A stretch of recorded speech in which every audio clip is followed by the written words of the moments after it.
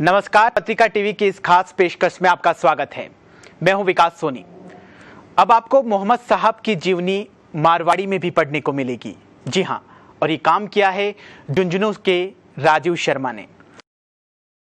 राजस्थान के झुंझुनू जिले में कोलसिया गांव में रहने वाले राजीव शर्मा ने पैगंबर हजरत मोहम्मद साहब की जीवनी मारवाड़ी में लिखी है, जिसका नाम है पैगंबर रो पैगाम।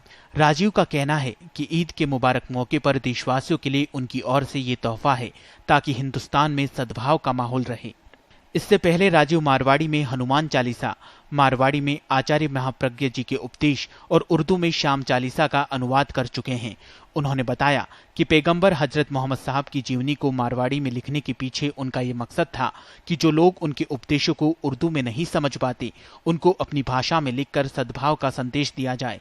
उन्होंने कहा कि विश्व में बढ़ते आतंकवाद को कुछ लोग पैगंबर साहब से जोड़कर देखते हैं कि कुरान की आयतें आतंकवाद की निंदा करती है और हजरत मोहम्मद ने हमेशा इंसानियत का पक्ष लिया था। सुरेश शर्मा, पत्रिका टीवी, राजस्थान। झुंझुनू के राजीव शर्मा हमारे साथ स्टूडियो में मौजूद है। आइए उनसे बात करते हैं। राजीव जी, पहले तो आपको ढेर सारी शुभकामनाएं मोहम्मद साहब की जीवनी को मारवाड़ी में लिखने के लिए। सर धन्यवाद। मेरा प्रश्न यह है कि आखिर मोहम्मद साहब की जीवनी को मारवाड़ी में लिखने के पीछे आपकी मुख्य वजह क्या रही? लोगों के बीच गलतफहमियों को दूर करना। आज हम देखते हैं कि धर्म को लेकर लोगों में इतनी ज़्यादा गलतफहमियां हैं। लोग इसको असहिष्णुता का नाम देते हैं, मैं इसको गलतफहमी का नाम देता हूं। दरअसल हमारे दिलों के बीच जितनी ज़्यादा गलतफहमियां एक दूसरे को लेकर रहेंगी, हमारी भावनाएं उन लोगों एक दूसरे के प्रति उतनी ही खराब होंगी। गलतफहमियां किस तरह की? गलतफहमियां इस तरह की, जैसे हम पैगंबर मोहम्मद साहब को लेकर देखें।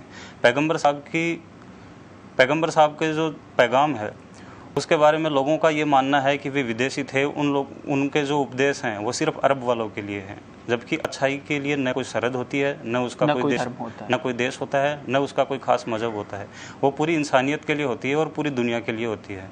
पैगंबर साहब की जीवनी को अगर आप उठाकर देखें तो उसमें ऐसी कई बातें हैं जो जितनी अरब वाले के लिए उपयोगी हैं उतनी रूस वाले के लिए भी जरूरी हैं और उतनी हिंदुस्तान के लिए जरूरी हैं। राजीव जी, आतंकवाद और इस्लाम को जोड़कर देखा जा रहा है, इस पर ये धार्मिक पुस्तकें कुरान या मोहम्मद साहब का, इनके ऊपर क्या कहना है?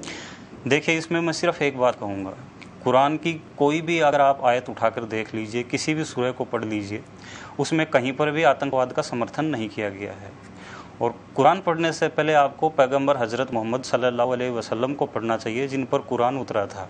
आप उनकी जीवनी को पढ़कर देखिए, उन्होंने पूरे जीवन में सिर्फ और सिर्फ इंसानियत की बातें की थी। जो आदमी अपने दुश्मन को भी माफ़ करने का हौसला रखता है, वो आतंकवाद की बात कैसे कर सकता है? तो राजीव जी, इस पूरी मोहम्मद साहब की जीवनी को मारवाड़ी में लिखने में आपको कितना वक्त लगा? किताब को लिखने में मुझे 1 साल लगा और इसकी तैयारी के लिए मुझे कम से कम 10 साल लगे। 10 साल इस चीज़ को लेकर लगे कि मन भर लिखने के लिए आपको मन भर पढ़ना पड़ता है। जो भी चीज़ आप अगर लिखें तो पूरी जिम्मेदारी के साथ लिखें और उसमें कुछ गलतियां न रह जाएं।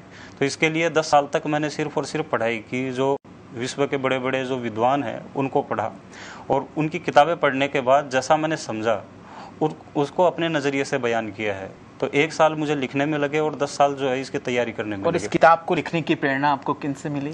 किताब को लिखने की प्रेरणा कई चीज़ों से मिली, लेकिन मैं खास तौर से कहूँगा कि पैगंबर साहब का जीवन जो है वही सबसे बड़ा प्रेरणा स्रोत है। बांग्लादेश में जो भी हमला हुआ उसमें आतंकवादियों द्वारा कहा गया कि कुरान की आयतें पढ़कर सुनाई जाएं।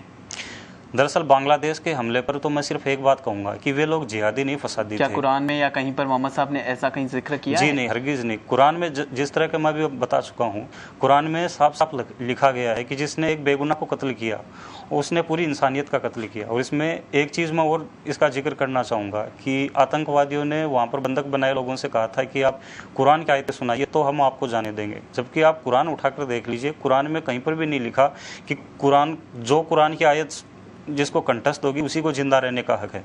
ऐसा बिल्कुल नहीं लिखा है। कुरान को पढ़ना अच्छी बात है और उसको जीवन में उतारना अच्छी बात है। कुरान को रटना भी एक हद तक समझ में आता है कि बिल्कुल अच्छी बात है, लेकिन ये कहाँ तक सच है कि अगर आप कुरान की आयतें नहीं सुनाएंगे तो हम आपका जो है गर्दन कलम कर देंगे। ये तो बिल्कुल जो शैतान का काम है। तो राजीव जी, आपको फिर से बहुत बहुत शुभकामनाएं मोहम्मद साहब की जीवनी को मारवाड़ी में लिखने के लिए, और हमारी ओर से बहुत बहुत शुभकामनाएं। तो पत्रिका की खास पेशकश में फिलहाल इतना ही। देश और प्रदेश की ताज़ा खबरों के लिए देखते रहिए पत्रिका टीवी। नमस्कार।